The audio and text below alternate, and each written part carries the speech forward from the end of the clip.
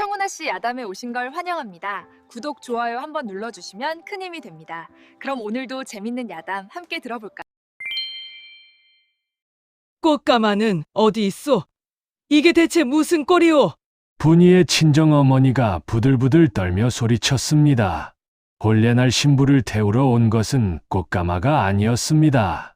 거름 냄새 진동하는 낡은 소달구지였지요. 마을 사람들이 수군거리는 소리가 사방에서 들려왔습니다. 지금부터 이 기막힌 이야기 시작합니다. 옛날 어느 고을에 분이라는 처녀가 살았는데 21살의 젊은 나이로 이 고을에서 손꼽히는 양반가의 맏딸이었으나 아버지가 세상을 떠난 뒤 가세가 기울어 지금은 삭바느질로 겨우 입에 풀칠을 하는 처지였지요. 하지만 선비였던 부친에게 글을 배워 지혜로웠고 아무리 가난해도 양반가 딸로서의 기품만은 잃지 않으려 애쓰는 처녀였습니다. 그런 분이에게 석 달 전 고을의 졸부 김진사 댁에서 혼담이 들어왔습니다. 김진사 댁은 돈으로 양반 족보를 샀다는 소문이 파다한 집안이었지요. 마을 사람들은 저 집은 원래 장사치 출신인데 돈으로 신분을 샀다네라며 수군거렸습니다. 하지만 분이에게는 선택의 여지가 없었습니다. 아픈 어머니의 약값을 마련할 길이 없었기 때문이지요. 분이는 눈물을 머금고 혼인을 결심했습니다. 김진사 댁의 안방마님은 돈이 세상의 전부라 믿는 여인이었습니다. 살이 통통하게 오른 얼굴에 비단옷을 걸친 모습은 부유해 보였지만 그 눈빛만큼은 차갑고 교활했지요. 안방마님은 겉으로는 그래도 뼈대 있는 집안 딸을 며느리로 맞으니 좋다며 웃었지만 속으로는 가난뱅이 주제에 양반 유세냐며 분이네를 무시하고 짓밟으려 작정했습니다. 혼례 준비를 하면서도 가난한 것들이 감히 우리 집안과 대등한 혼사를 치른단 말이냐며 코웃음을 쳤지요. 그리고 오늘 혼례 당일이 밝았습니다. 김진사 댁에서는 가난한 며느리의 길을 꺾겠다며 꽃가마 대신 낡은 소달구지를 보냈습니다. 그것도 평소에 걸음을 나르던 달구지에 지붕을 급하게 대충 만들어지어. 마을 사람들은 아무리 돈이 양반인 세상이라지만 너무하다 저건 사람이 탈 것이 아니라 짐승이나 타는 것 아니냐며 혀를 찼습니다. 분이의 친정 식구들은 분함에 떨었지만 이미 혼례 날짜가 정해진 마당에 물을 수도 없는 노릇이었습니다. 분이는 입술을 깨물며 소달구지에 올랐습니다. 비록 가난하여 비단 혼례복은 못 입었을지언정 어머니가 손수 지어주신 붉은 저고리와 연두색 치마만은 깨끗이 빨아 입었습니다. 머리에는 작은 꽃 비녀 하나를 꽂았고 얼굴에는 연지곤지를 곱게 찍었지요. 분이는 고개를 꼿꼿이 들고 달구지에 앉았습니다. 가난해도 나는 양반가의 딸이다. 기품만은 잃지 않으리라 분이는 속으로 다짐했습니다. 덜컹거리는 달구지가 움직이기 시작했습니다. 거친 나무 바닥에 앉은 분이의 몸이 흔들릴 때마다 마을 사람들의 안타까운 시선이 따라왔지요. 달구지를 끄는 하인은 김진사 댁에서 보낸 사내였는데 퉁명스러운 얼굴로 빨리 가야 하니 불평 말고 가만히 앉아 계시오라며 채찍질을 했습니다. 분이는 아무 말도 하지 않았습니다. 다만 뒤를 돌아보며 초가집 문간에 서 계신 병든 노모를 바라보았지요. 어머니, 소녀가 잘 다녀오겠습니다. 분이의 어머니는 기둥을 부여잡고 눈물을 흘렸습니다. 딸을 이런 치욕스러운 꼴로 시집 보내는 것이 가슴 아팠지만 가난이 그들의 선택을 짓누르고 있었습니다. 분이는 고개를 돌려 앞을 바라보았습니다. 험한 산길을 넘어야 김진사 댁에 도착할 수 있었지요.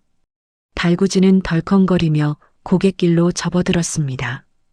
분이의 가슴 속에는 불안과 슬픔이 가득했지만 어머니를 위해서라도 이 혼인을 이루어내야 했습니다. 그때였습니다. 달구지가 험한 고갯마루에 다다랐을 때 길가에 웬 사람이 쓰러져 있는 것이 보였습니다. 행색은 거적대기를 걸친 거짓골이었고 온몸은 상처투성이었지요. 신음소리가 희미하게 들려왔습니다. 분이는 깜짝 놀라 하인에게 말했습니다. 저기 사람이 쓰러져 있소. 멈춰주시오. 하지만 하인은 고개도 돌리지 않고 말했습니다. 재수 없겠습니다. 그냥 가시지요. 혼례 시간이 빠듯하니 지체할 수 없소. 분이의 눈에는 노인의 위급한 상태가 들어왔습니다. 피가 흘러 옷을 적시고 있었고 얼굴은 창백하게 질려 있었지요. 분이는 다급히 소리쳤습니다. 안 됩니다. 사람이 죽어가는데 어찌 그냥 지나친단 말이오. 하인은 투덜거렸지만 분이의 섰을 퍼런 호통에 마지못해 달구지를 세웠습니다. 분이는 달구지에서 내려 쓰러진 노인에게 달려갔지요. 가까이 다가가 보니 노인의 상태는 생각보다 훨씬 심각했습니다.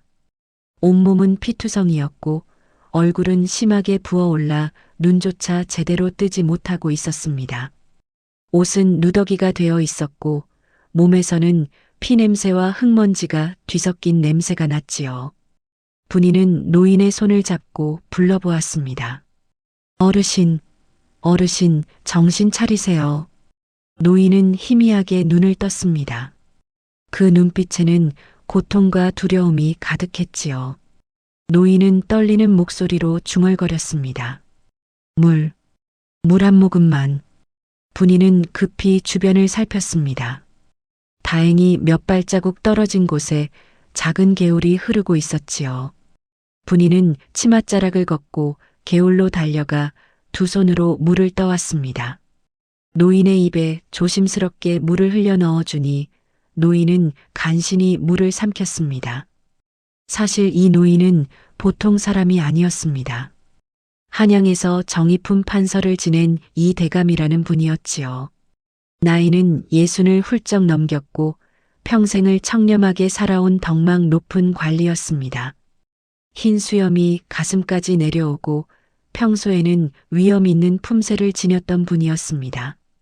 이번에 멀리 떨어진 고을에 사는 아들을 보러 가던 길이었지요. 그런데 바로 이 고갯마루에서 산적들을 만나고 만 것입니다.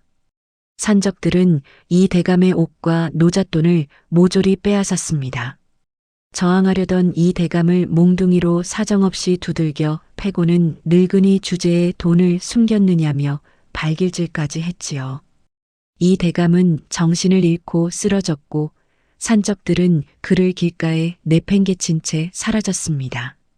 그렇게 하루가 지나도록 아무도 이 대감을 거들떠보지 않았던 것입니다. 지나가는 행인들은 거지가 술 먹고 쓰러진 모양이다며 고개를 돌렸고 어떤 이는 저런 곳에서 죽으면 재수 없다며 발길을 돌렸지요. 분이는 노인의 상처를 자세히 살펴보았습니다. 이마는 깊게 찢어져 피가 흐르고 있었고 팔과 다리 곳곳에 멍이 들어 있었습니다. 갈비뼈도 부러진 듯 숨을 쉴 때마다 괴로워하는 모습이었지요. 분이는 마음이 아팠습니다. 저 노인은 누군가의 아버지일 것이고 어딘가에는 노인을 기다리는 가족이 있을 터였습니다. 하인이 조급하게 소리쳤습니다. 아씨, 이제 그만 가시지요. 이러다 해가 지면 어쩌시려고요? 시댁에서 난리가 날 것입니다. 하인의 말도 일리가 있었습니다. 이미 해는 중천을 넘어 서쪽으로 기울기 시작했지요. 혼례 시간은 정해져 있었고 늦으면 큰 불경을 저지르는 것이 되었습니다. 더구나 김진사댁 안방마님은 트집 잡기를 좋아하는 성미였으니 늦게 도착하면 무슨 일을 당할지 알 수 없었습니다. 하지만 분이는 고개를 저었습니다. 안 됩니다. 이 어르신을 그냥 두고 갈 수는 없소. 아씨, 정신 차리시오. 저 사람은 그저 거지일 뿐이요. 아씨의 혼사가 더 중하지 않소? 분이는 하인을 똑바로 쳐다보며 단호하게 말했습니다. 거지든 양반이든 사람의 목숨은 같소. 내 어찌 사람이 죽어가는데 모른 척하겠소. 하인은 한숨을 내쉬었습니다. 하지만 분이의 눈빛을 보니 더 이상 말려봐야 소용없다는 것을 알았지요. 분이는 다시 노인에게로 돌아갔습니다. 노인은 여전히 괴로워하며 신음하고 있었습니다. 분이는 결심했습니다. 이 노인을 반드시 살려야 한다고 말입니다. 분이는 자신이 입고 있던 홀레복 치맛자락을 주저없이 북짓기 시작했습니다. 어머니가 몇 날 며칠을 밤새워 정성껏 지어주신 치마였지만 분이는 망설이지 않았지요. 찢어진 천 조각을 개울물에 적셔 노인의 이마에 흐르는 피를 닦아주었습니다. 어르신, 조금만 참으세요. 제가 도와드리겠습니다. 분이의 손길은 부드럽고 정성스러웠습니다. 노인의 상처를 하나하나 정갈하게 닦아주고 찢은 천으로 상처를 싸매주었지요. 노인은 희미하게 눈을 뜨고 분이를 바라보았습니다. 그 눈빛에는 감사와 놀라움이 함께 담겨 있었습니다. 아가씨, 고맙소. 하지만 아가씨는 혼례를 가시는 길이 아니오. 나 같은 늙은이 때문에. 분이는 고개를 저으며 미소 지었습니다. 어르신 말씀 마세요. 사람의 목숨이 혼례보다 중하지요. 노인의 눈에서 눈물이 흘러내렸습니다. 평생을 살면서 이런 순수한 마음씨를 가진 사람을 만난 적이 없었던 것입니다. 이 대감은 속으로 생각했습니다. 이 처녀는 보통 사람이 아니로구나. 이런 어진 마음씨라니. 분이는 노인을 일으켜 세우려 했지만 노인은 너무 약해져 있었습니다. 결국 분이는 노인을 자신의 등에 업기로 결심했지요. 하인이 깜짝 놀라 소리쳤습니다. 아씨께서 직접 업으시겠다고요? 안 됩니다. 홀레복이 다 더러워지고 맙니다.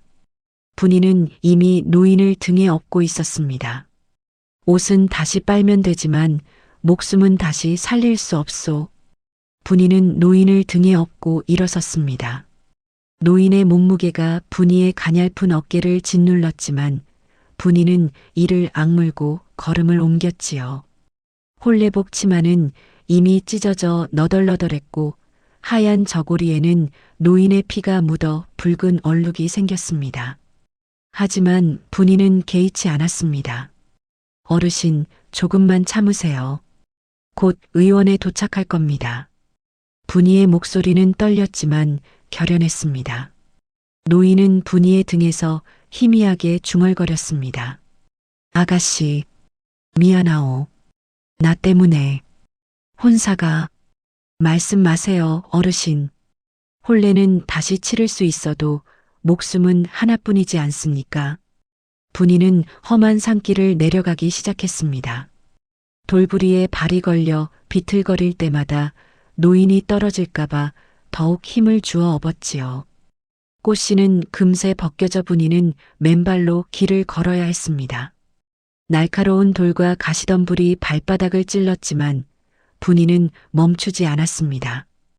땀이 이마를 타고 흘러내렸고 곱게 찍었던 연지곤지는 땀과 흙먼지에 엉망이 되어버렸습니다. 하인은 뒤에서 발을 동동 구르며 따라왔습니다. 아씨, 이러시면 안 됩니다. 해가 벌써 저만큼 기울었소. 시댁에 늦게 도착하면 큰일 납니다. 분이는 숨을 헐떡이며 대답했습니다. 알고 있소. 하지만 이 어르신을 내버려 두고 갈 수는 없소. 김진사댁 안방마님이 얼마나 무서운 분인지 아시지 않소?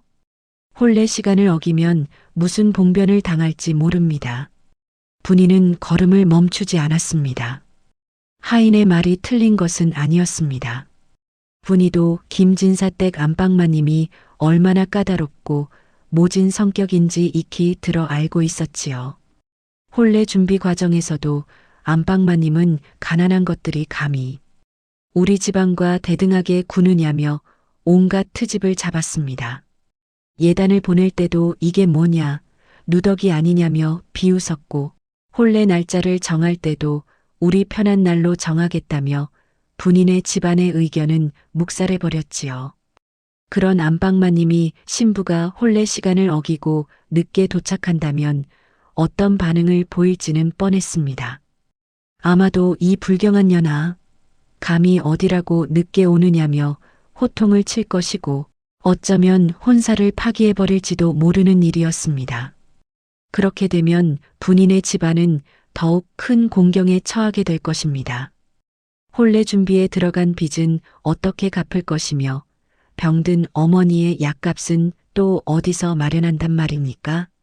분이의 머릿속에는 온갖 걱정이 스쳐 지나갔습니다. 하지만 등에 업힌 노인의 가쁜 숨소리를 들으니 그 모든 걱정이 사라졌습니다. 이 노인도 누군가의 아버지이고 누군가가 기다리는 사람일 것입니다. 만약 자신의 아버지가 길에 쓰러져 있었는데 누군가 그냥 지나쳐 갔다면 얼마나 원통했겠습니까? 어르신, 힘내세요. 이 고개만 넘으면 의원이 있습니다. 분이는 다시 힘을 내어 걸음을 재촉했습니다. 가냘픈 몸이었지만 마음만큼은 단단했지요. 한 걸음 한 걸음 내디딜 때마다 숨이 가빠왔지만 분이는 멈추지 않았습니다.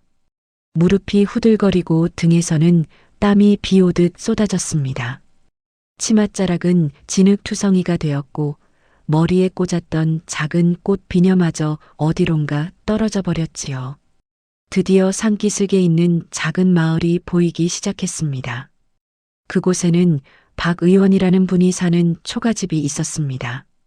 박 의원은 40살쯤 되어 보이는 사내였는데 비록 가난한 동네 의원이었지만 의술만큼은 뛰어나기로 소문난 분이었습니다. 평생을 가난한 백성들을 돌보며 살아온 덕에 인심도 후했지요.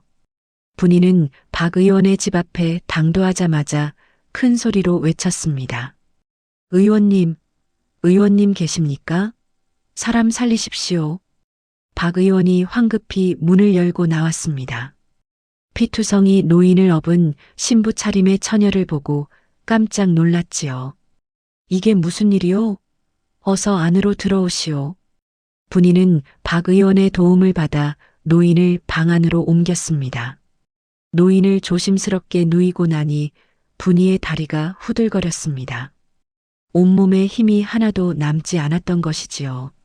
하지만 분이는 주저앉지 않고 노인 곁에 무릎을 꿇고 앉았습니다. 의원님, 이 어르신을 꼭 살려주셔야 합니다. 박 의원은 노인의 몸 상태를 살펴보기 시작했습니다. 맥을 짚어보고 상처를 하나하나 확인했지요. 박 의원의 얼굴이 점점 어두워졌습니다. 상태가 좋지 않소? 갈비뼈가 부러졌고 내상도 깊소. 하루만 늦었어도 위험했을 것이요. 분이의 가슴이 철렁 내려앉았습니다. 하지만 박 의원은 이내 소매를 걷어붙이며 말했습니다. 하지만 치료하면 살 수 있소. 시간이 좀 걸리겠지만 말이오. 분이는 안도의 한숨을 내쉬었습니다.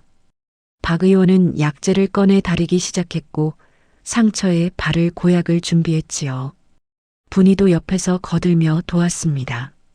물을 끓이고 천을 찢어 붕대를 만들고 노인의 이마에 찬물 수건을 얹어 주었습니다. 그렇게 한 식경이 지났습니다. 해는 이미 서산에 걸려 붉게 물들어 있었고 곧 어둠이 찾아올 시간이었지요. 하인이 조급하게 말했습니다. 아씨, 이제 정말 가셔야 합니다. 해가 지면 분이는 노인의 얼굴을 내려다보았습니다. 박 의원의 치료 덕분에 노인의 안색이 조금 나아진 것 같았습니다. 숨소리도 한결 고르게 돌아왔지요. 분이는 노인의 손을 꼭 잡으며 말했습니다. 어르신, 이제 괜찮으실 겁니다. 의원님께서 잘 돌봐주실 거예요. 노인은 희미하게 눈을 뜨고 분이를 바라보았습니다. 아가씨, 은혜를 잊지 않겠소. 분이는 미소를 지었습니다. 그리고 박 의원에게 절을 올렸습니다. 의원님, 이 어르신 부탁드립니다. 박 의원은 고개를 끄덕였습니다. 걱정 마시오. 내가 정성껏 돌보겠소. 분이는 다시 달구지에 올랐습니다. 온몸은 땀과 흙으로 범벅이 되었고 홀레복은 너덜너덜해졌으며 맨발은 피가 배어 나왔습니다. 하지만 분이의 마음만큼은 편안했습니다. 사람의 목숨을 구했다는 사실이 분이에게는 그 어떤 것보다 소중했던 것이지요. 달구지가 다시 움직이기 시작했습니다. 이미 해는 완전히 넘어가고 어둠이 내리고 있었습니다.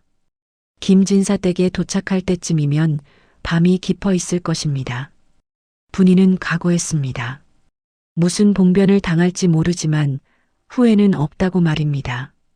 밤이 깊어질 무렵 달구지는 김진사 댁 대문 앞에 도착했습니다. 원래라면 해가 질 무렵 도착했어야 했는데 이미 밤 이경이 넘은 시각이었지요. 김진사 댁은 고을에서 가장 큰 기와집이었습니다. 높은 담장과 웅장한 대문, 그리고 넓은 마당에는 수십 개의 등불이 켜져 있었습니다. 본래 잔치집 분위기로 떠들썩했어야 할 곳이었지만 지금은 싸늘하게 식어 있었습니다. 대문 앞을 지키던 하인들이 뒤늦게 도착한 달구지를 보고 수군거렸습니다. 저것 봐라. 신부가 이제야 오는구나. 안방마님께서 얼마나 화가 나셨는지 아는가? 혼례 시간이 지난 지가 벌써 몇십경이 지났는데 저 신부 오늘 무사하지 못할 게야. 분이는 달구지에서 내렸습니다. 그 순간 대문이 벌컥 열리며 김진사 댁 안방마님이 성큼성큼 걸어 나왔습니다. 안방마님은 50줄에 접어든 여인으로 통통한 몸에 화려한 비단옷을 입고 있었습니다. 평소에도 인상이 사나웠지만 지금은 화가 나서 얼굴이 벌겋게 달아올라 있었지요. 눈은 부릅뜨고 있었고 입술은 일자로 굳어 있었습니다. 안방마님 뒤로는 김진사 댁 아들인 철수도 따라 나왔습니다. 철수는 26살의 젊은 총각이었는데 키는 크고 얼굴은 둥글둥글했지만 눈빛에는 기운이 없었습니다. 어려서부터 어머니 말만 듣고 자라서 심성이 유약했고 어머니가 시키는 대로만 하는 사람이었지요. 지금도 어머니 뒤에서 전전긍긍하며 눈치만 살피고 있었습니다. 안방마님은 분이의 모습을 보고 기겁을 했습니다. 분이의 홀레복은 온통 흙투성이었고 치맛자락은 찢어져 너덜너덜했습니다. 하얀 저고리에는 피 얼룩이 군데군데 묻어 있었고 무엇보다 충격적인 것은 분이가 맨발이라는 사실이었습니다. 발바닥에는 피가 배어 있었고 얼굴은 땀과 흙먼지로 범벅이 되어 있었습니다. 영락없는 거짓골이었습니다. 안방마님은 쏘스라치게 놀라며 뒤로 물러섰습니다. 이게 무슨 꼴이냐? 내 인연. 안방마님의 목소리는 온 동네를 울릴 만큼 컸습니다. 마당에 모여있던 하인들과 손님들이 모두 대문 쪽으로 시선을 돌렸지요.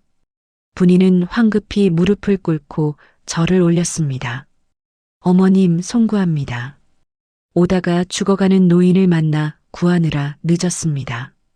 안방마님은 코웃음을 쳤습니다. 죽어가는 노인? 웃기는 소리하고 있네.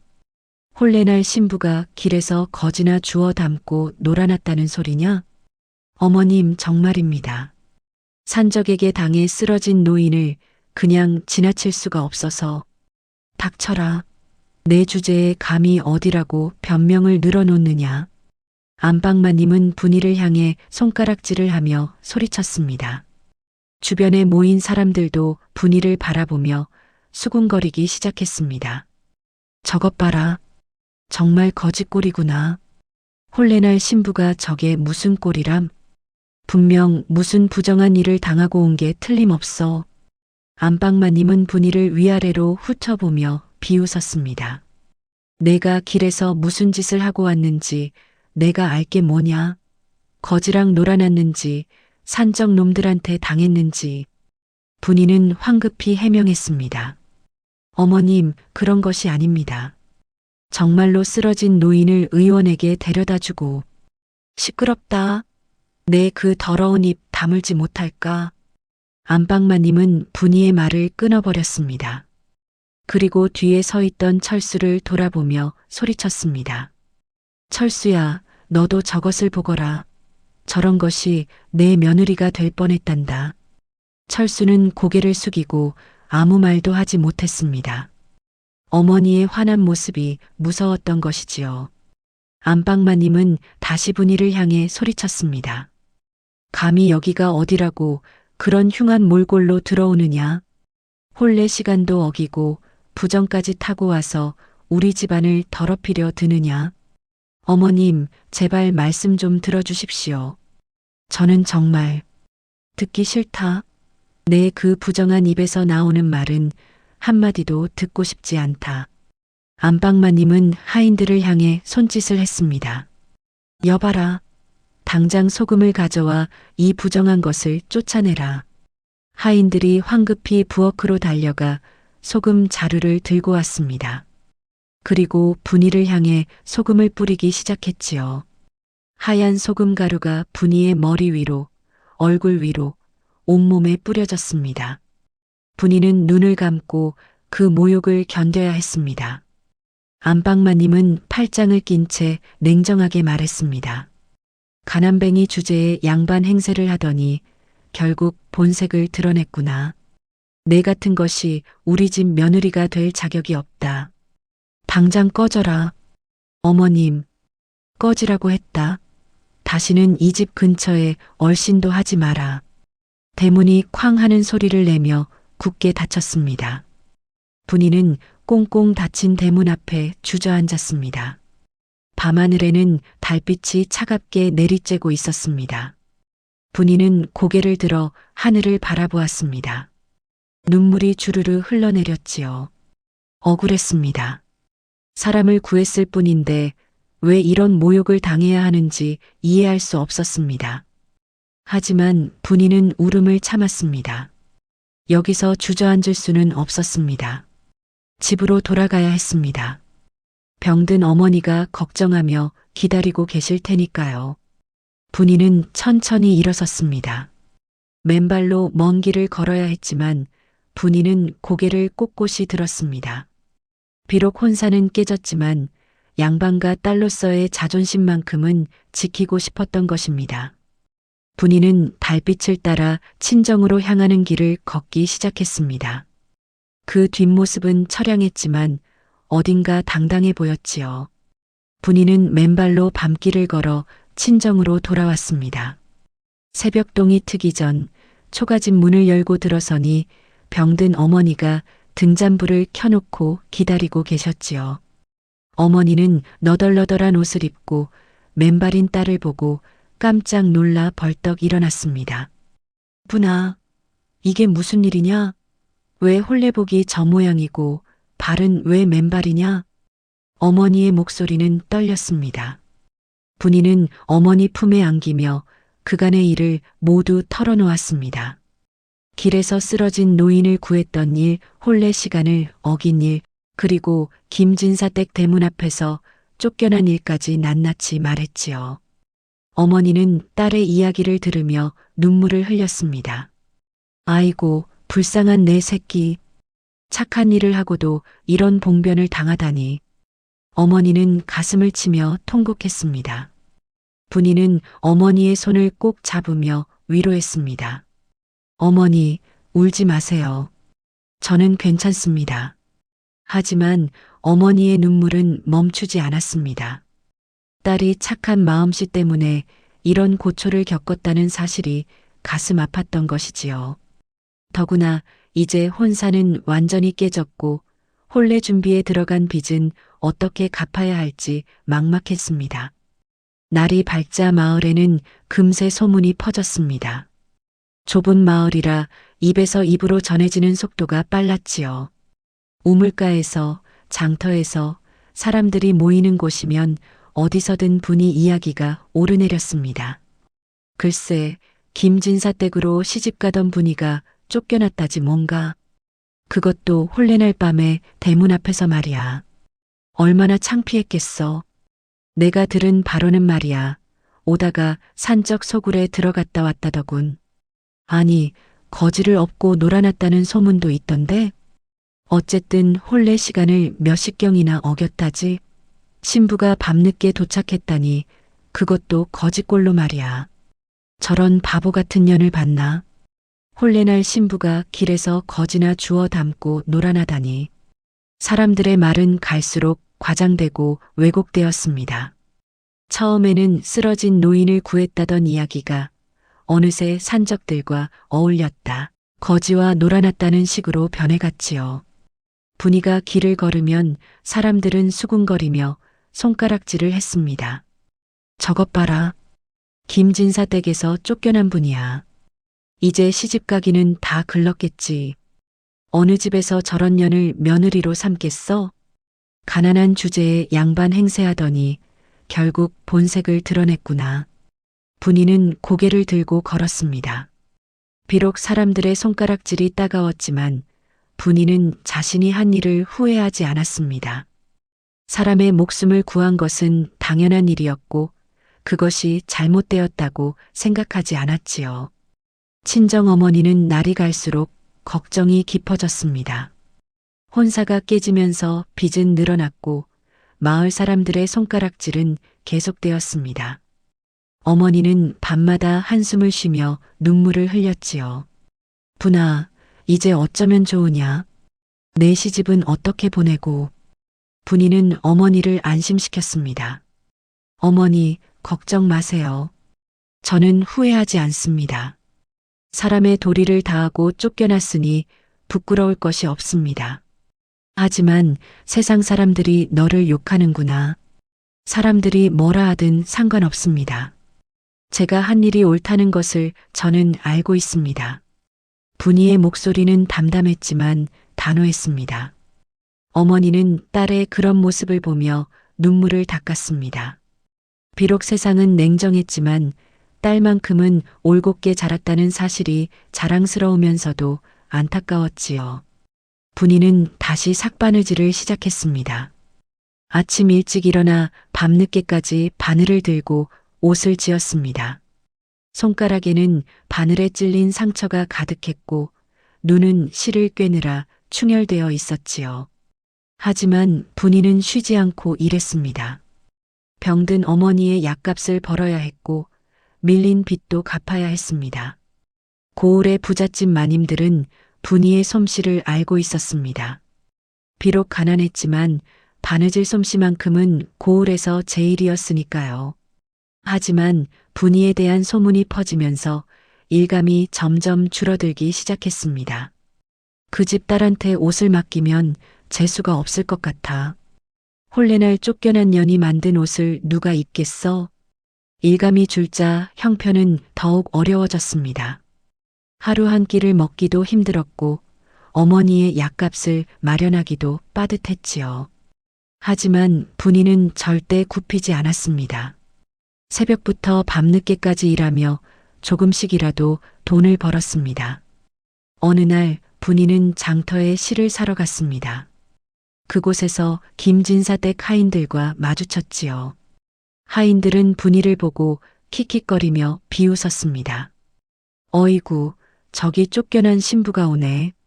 거지를 주워 담고 놀아난 년이지? 분이는 고개를 들고 그들을 똑바로 쳐다보았습니다. 눈빛에는 두려움이 없었지요. 하인들은 오히려 분이의 당당한 눈빛에 기가 죽어 고개를 돌렸습니다.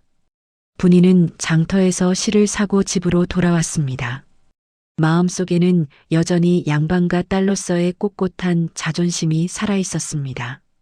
비록 세상이 자신을 비웃고 손가락질해도 분이는 자신이 한 일이 옳다고 믿었습니다. 그 믿음이 분이를 지탱해주는 힘이었지요. 밤이 되면 분이는 등잔불을 켜놓고 바느질을 했습니다. 바늘을 꿰며 분이는 생각했습니다.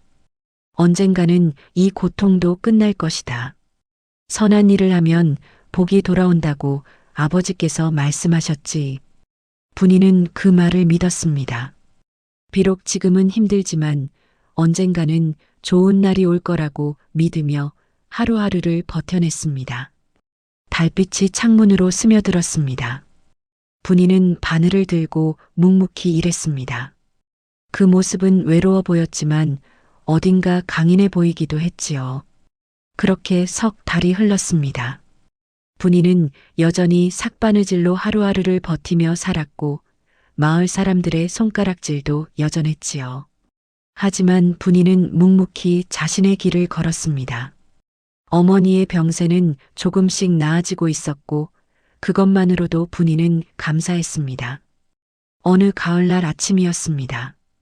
고을 전체가 발칵 뒤집히는 소리가 울려 퍼졌습니다. 암행어사 출두요. 장터에 있던 사람들이 일제히 그 소리가 나는 쪽으로 고개를 돌렸습니다. 관아 앞 넓은 마당에는 수많은 백성들이 모여들기 시작했지요. 암행어사라는 말만 들어도 사람들은 긴장했습니다.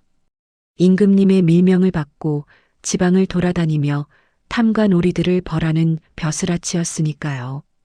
관아 마당에는 어사또의 행차가 도착했습니다. 말에서 내린 어사또는 30살쯤 되어 보이는 늠름한 사내였습니다. 키가 훤칠하고 눈빛이 날카로웠으며 검은 관복을 입은 모습이 위험 있어 보였지요. 손에는 마패를 들고 있었고 허리에는 어사화를 차고 있었습니다. 사또와 이방들은 혼비백산하여 마당에 엎드렸습니다. 평소에 백성들을 괴롭히며 뇌물을 받아 챙기던 자들이었기에 암행어사 앞에서 벌벌 떨 수밖에 없었지요. 사람들은 숨을 죽이며 지켜보았습니다. 어떤 일이 벌어질지 궁금했던 것입니다. 어사또는 관아의 장부를 꼼꼼히 살펴보았습니다. 백성들에게서 걷어들인 세금 내역, 관리들의 행적, 그리고 억울한 송사 기록들을 하나하나 확인했지요. 사또가 백성들을 착취한 증거들이 속속 드러났습니다. 어사또는 준엄한 목소리로 사또를 꾸짖었습니다. 네 이놈, 백성의 고열을 짜내어 네 배만 불렸구나. 당장 파직하고 죄를 물을 것이니 각오하라. 사또는 땅바닥에 이마를 찌으며 용서를 빌었지만 어사또는 단호했습니다. 백성들은 속이 시원하다는 듯 박수를 쳤습니다. 오랫동안 억눌려 살았던 한이 풀리는 순간이었지요. 관아의 업무를 마친 어사는 역졸들을 대동하고 어디론가 향했습니다. 사람들은 궁금해하며 어사의 뒤를 따라갔습니다. 그런데 어사가 향한 곳은 으리으리한 기와집이 아니었습니다. 마을 외딴 곳에 있는 쓰러져가는 초가집, 바로 분인의 집이었지요. 아니, 어사또께서 저 가난한 집에는 무슨 일로 가시는 게야? 분인의 집 아닌가?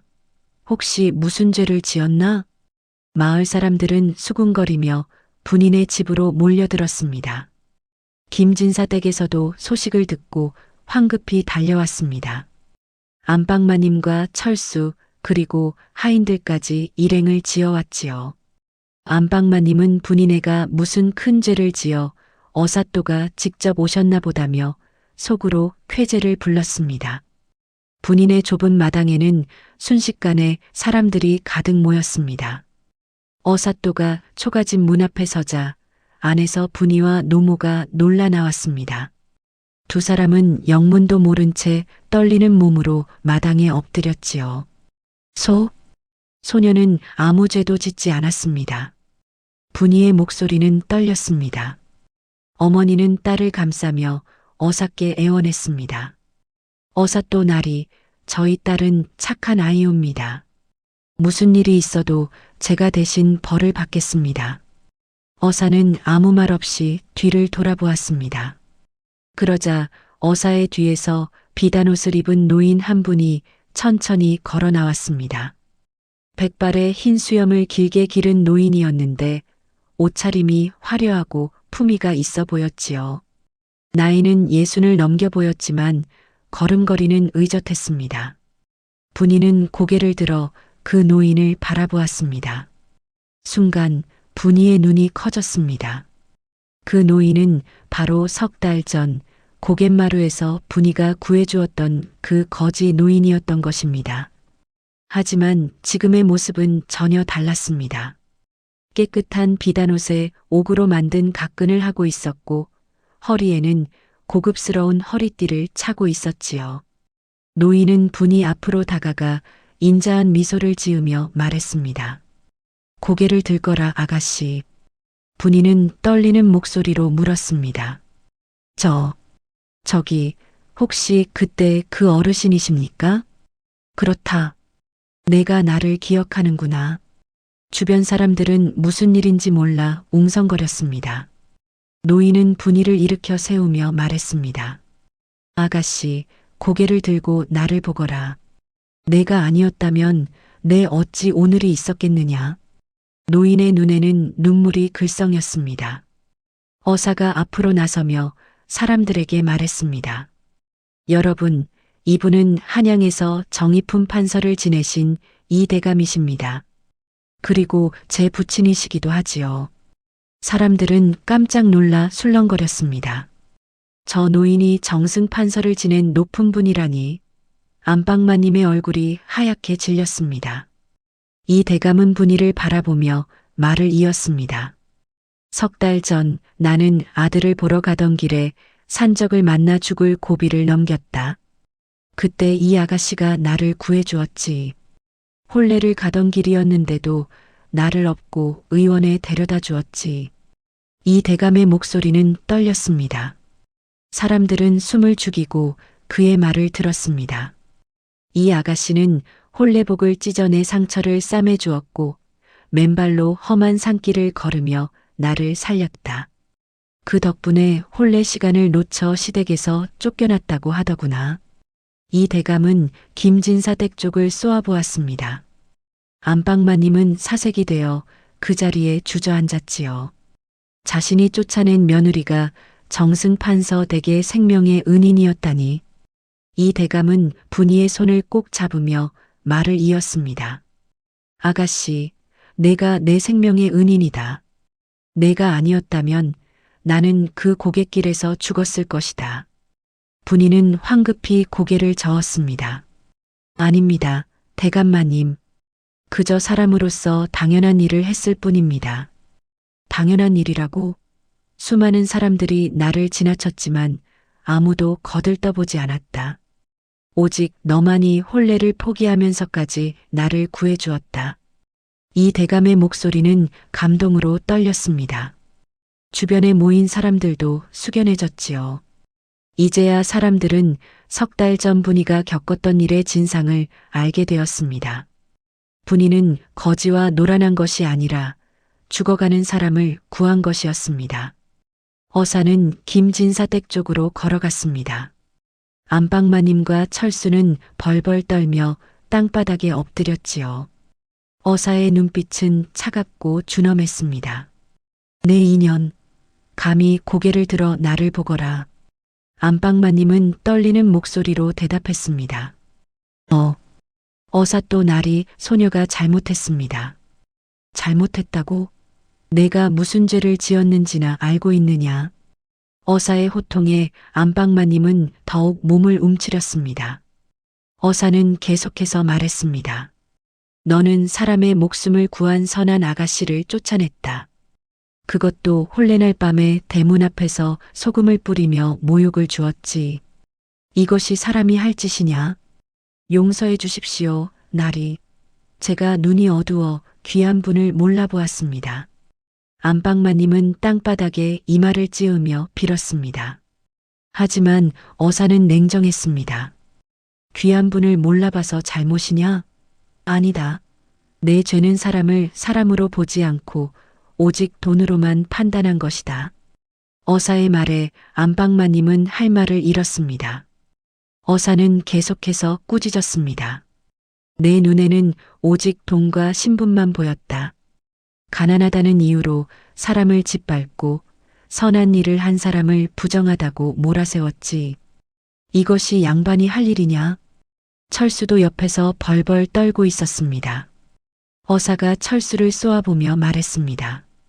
그리고 너, 내 어미가 선한 아가씨를 모욕할 때 왜 한마디도 하지 않았느냐? 철수는 고개를 들지 못하고 땅만 바라보았습니다. 어머니께서 하시는 일이라. 소인이 감히 내 어미가 잘못하는 것을 보고도 막지 못했다면 너도 똑같은 죄인이다. 어사의 말에 철수는 더욱 몸을 웅크렸습니다. 주변에 모인 사람들은 숨을 죽이고 지켜보았지요. 평소에 잘난 척하며 사람들을 무시하던 김진사 댁이 이렇게 무릎 꿇는 모습을 보니 어떤 이는 속이 시원하다는 표정이었고 어떤 이는 안타까워하기도 했습니다. 안방마님은 기어서 분이 앞으로 다가왔습니다. 아가씨, 제가 잘못했습니다. 제가 눈이 멀어 귀한 며느리를 몰라봤습니다. 안방마님의 목소리는 애원조였습니다.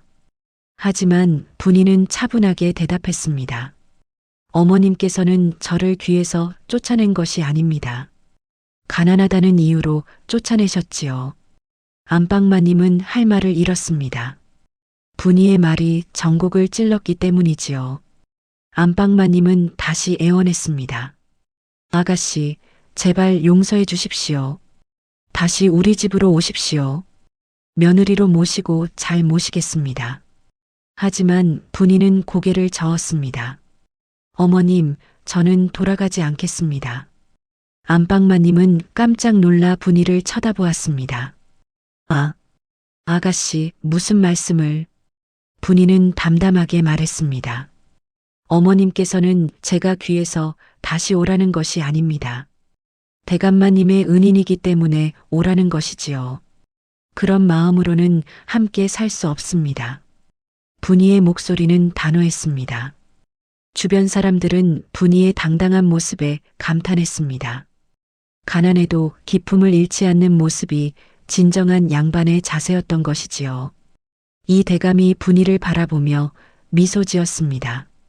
과연 마음씨만큼이나 지조도 곱구나. 어사도 분이를 향해 고개를 끄덕였습니다. 그리고 김진사 댁을 향해 다시 말했습니다. 여봐라. 저들을 당장 끌어내라.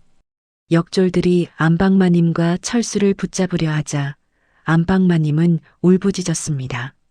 나리, 제발 한 번만 용서해 주십시오. 하지만 어사는 단호했습니다. 재물에 눈이 멀어 인륜을 저버린 자들에게 무슨 자비를 베풀겠느냐. 내 놈들은 양반 신분을 사칭했을 뿐 아니라 선한 사람을 모욕했다. 그 죄를 물어 재산을 몰수하고 관직을 박탈하노라. 어사의 선언에 안방마님은 그 자리에 주저앉아 울기 시작했습니다. 철수도 얼굴이 하얗게 질린 채 떨고만 있었지요. 역졸들은 두 사람을 끌고 갔습니다. 마을 사람들은 웅성거렸습니다. 그래, 당연한 벌이야. 분이를 그렇게 모욕했으니 저런 꼴을 당하는 거지. 돈으로 신분을 샀다고 해서 진짜 양반이 되는 건 아니었구나. 이 대감은 다시 분이에게로 돌아왔습니다. 아가씨, 나는 내 은혜를 잊지 않겠다. 이 은혜를 꼭 갚고 싶구나. 분이는 고개를 저었습니다. 대감마님, 저는 은혜를 바라고 한 일이 아닙니다. 그저 사람으로서 당연한 일을 했을 뿐입니다. 이 대감은 분이의 손을 꼭 잡았습니다. 그 마음씨가 더욱 귀하구나. 아가씨, 내 청을 들어주겠느냐? 내 은혜를 갚을 기회를 나에게 달라. 분이는 이 대감의 진심 어린 눈빛을 보며 천천히 고개를 끄덕였습니다. 이 대감의 얼굴에 환한 미소가 번졌지요. 고맙다 아가씨. 내 반드시 내 은혜를 갚겠노라. 마을 사람들은 박수를 쳤습니다. 선한 일을 한 분이가 마침내 인정받는 순간이었습니다. 분이의 어머니는 눈물을 흘리며 딸을 끌어안았지요. 오랜 고통과 억울함이 풀리는 순간이었습니다. 이 대감은 분이의 지극한 효심과 선행을 조정에 알렸습니다. 한양으로 돌아간 이 대감은 임금님께 직접 아뢰었지요.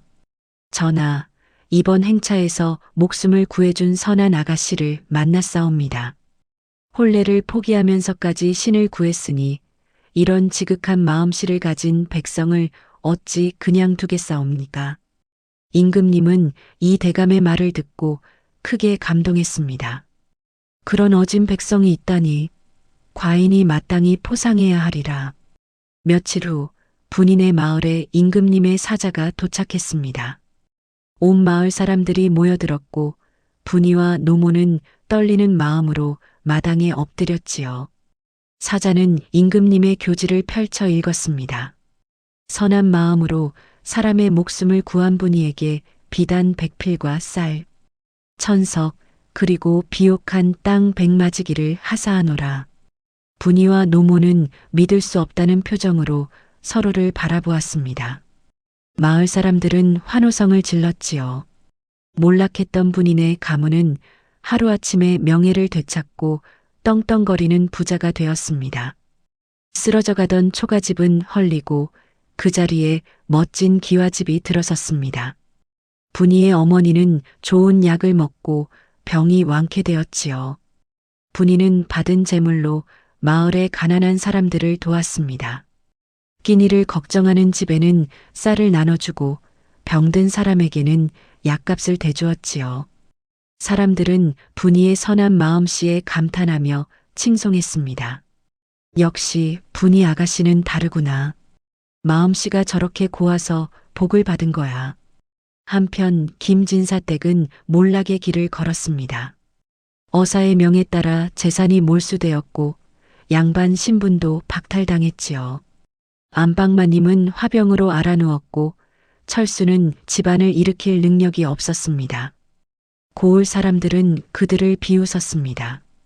재물로 신분을 샀다고 해서 진짜 양반이 되는 건 아니었지. 분이를 그렇게 모욕했으니 저런 꼴을 당하는 거야. 한 달쯤 지난 어느 날 이 대감이 다시 분인의 집을 찾아왔습니다. 이번에는 젊은 선비 한 명을 데리고 왔지요.